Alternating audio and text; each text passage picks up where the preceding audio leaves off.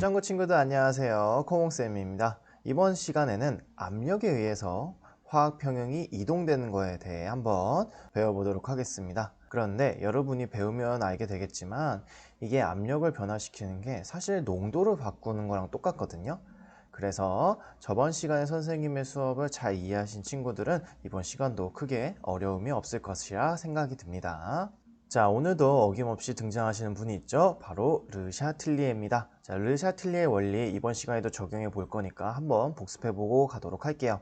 농도, 압력, 온도의 변화가 화학 평형을 이동시킬 때 화학 반응은 그 변화를 감소시키는 방향으로 일어납니다. 오늘도 르샤틀리에 원리 적용한다는 거 유념해 두셨으면 좋겠고요.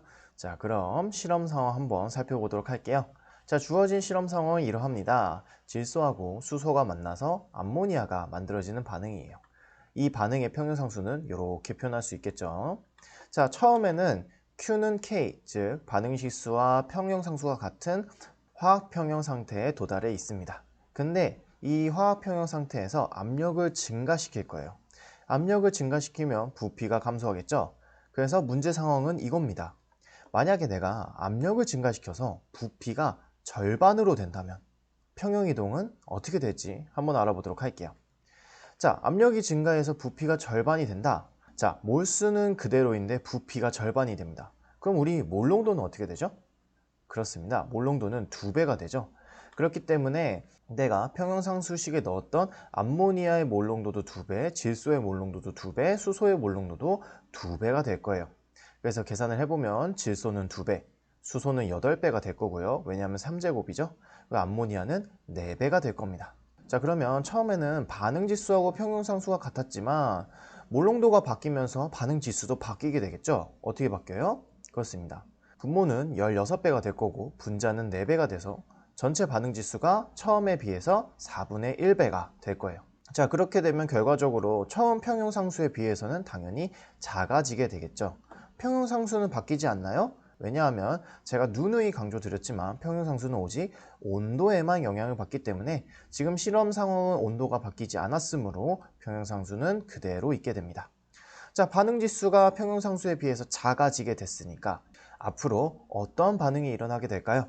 그렇습니다. 바로 이 반응은 정반응이 우세하게 진행되겠죠.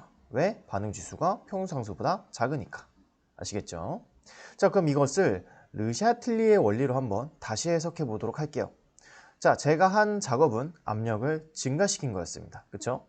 그러면 압력을 증가시켰으니 나는 압력을 감소시키는 방향으로 반응이 일어나겠죠. 그렇죠? 자, 그러면 압력을 감소시키기 위해서는 어떻게 해야 될까?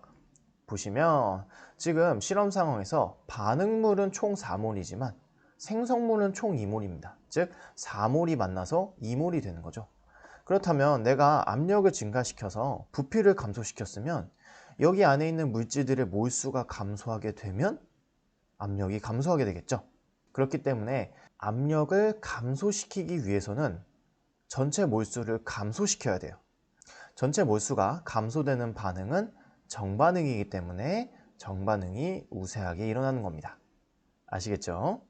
자, 그래서 정리하게 되자면 르샤틀리의 원리로 설명해 드릴게요. 자, 압력이 증가하게 되면은 압력을 감소시키는 방향으로 반응이 일어날 거예요. 압력을 감소시키기 위해선 기체의 양을 감소시켜야겠죠. 그렇기 때문에 기체의 몰수가 감소하는 정반응 쪽으로 반응이 진행되는 거고요. 만약에 반대로 압력을 감소시켰으면 압력을 증가시키는 방향으로 반응이 일어나겠죠. 압력을 증가시키기 위해서는 기체의 양, 즉 몰수가 증가해야 되니까 역반응 쪽으로 반응이 진행된다는 겁니다. 자, 르샤틀리의 원리로 이렇게 간단하게 설명할 수 있다는 점 알고 계시면 되겠습니다. 자, 그럼 이제 우리가 몰농도를 직접 계산하는 것보다 르샤틀리에로 설명하니까 반응의 방향을 예측하기가 쉬웠죠? 그렇기 때문에 르샤틀리의 원리를 사용해서 문제를 한번 풀어보도록 할게요. 첫 번째 문제입니다. 자, 다음 반응이 평형 상태에 있었을 때 가로와 같이 조건을 변화시키면 평형은 어느 쪽으로 이동할지 한번 써보도록 할게요. 첫 번째입니다. 자, 일산화질소 두 개가 질소 기체하고 산소 기체로 나뉘는 반응이 있습니다. 자, 여기서 압력을 높인다고 해요. 자, 압력을 높였으니까 앞으로 반응은 압력이 낮아지는 방향으로 반응이 일어나겠죠. 자, 압력을 낮추기 위해서는 몰수가 감소하는 방향으로 반응이 일어날 거예요. 자, 그러면 이 정반응과 역반응 중 몰수가 감소하는 방향의 반응은 무슨 반응인가요? 자, 몰수가 감소하는 반응이 없죠. 그쵸? 그럼 이건 어떻게 해야 될까요? 자, 이 경우에는 몰농도를 해석해 보면 1번 반응의 평형상수식은 이렇게 표현이 되겠죠? 아까와 똑같은 상황으로 선생님이 압력을 높였다고 했잖아요. 그럼 부피가 2분의 1배 됐다고 가정해 봅시다. 그러면 분모는 4배가 되고 분자도 4배가 됩니다. 자, 그럼 이 전체 반응지수 값이 조건을 변화시키기 전이나 후나 달라지게 될까요? 달라지지 않죠. 변화가 없습니다. 반응지수가 변하지 않으니까 그대로 평형상수랑 똑같을 거고, 그러니까 1번 반응 같은 경우에는 압력을 높이든 압력을 낮추든 반응지수가 변하지 않기 때문에 평형이 이동하지 않습니다. 그래서 여러분이 여기서 체크하고 가셔야 될 점은 반응 전후에 기체의 양이 달라지지 않는 반응 같은 경우에는요, 압력을 변화시켜도 평형이 이동하지 않습니다. 자, 아시겠죠? 자, 그 다음 2번 문제 한번 풀어보도록 할게요. 자, 메테인과 황화수소가 반응해서 황화탄소가 되고 그리고 수소기체가 되는데요. 이 반응에서 압력을 낮춘다고 합니다. 자, 그럼 압력을 낮추면 결국엔 반응은 압력이 높아지는 방향으로 반응이 일어나겠죠? 압력이 높아지기 위해선 몰수가 증가하는 방향으로 반응이 일어날 거예요. 자, 그래서 반응식을 살펴봤을 때 반응물은 총 3몰이고 생성물은 총 5몰인 것을 확인할 수 있습니다. 자, 그럼 몰수가 증가하려면 생성물이 많아져야겠죠. 그쵸? 그렇기 때문에 정반응이 우세하게 일어나게 되겠습니다. 아시겠죠? 자, 이번 시간에는 압력에 의해서 화학 평형이 이동되는 것을 어떻게 해석해야 되는지 한번 배워보는 시간을 가졌습니다.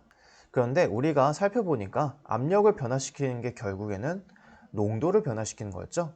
이전 수업에서 이해한 것을 잘 활용하셨으면 이번 수업도 이해하는데 크게 어렵지 않았을 것 같고요. 그리고 우리가 반응의 방향을 예측할 때 실제로 농도를 계산하는 것보다 르샤틀리의 원리를 활용하는 게 훨씬 더 빠르게 풀 수 있었죠.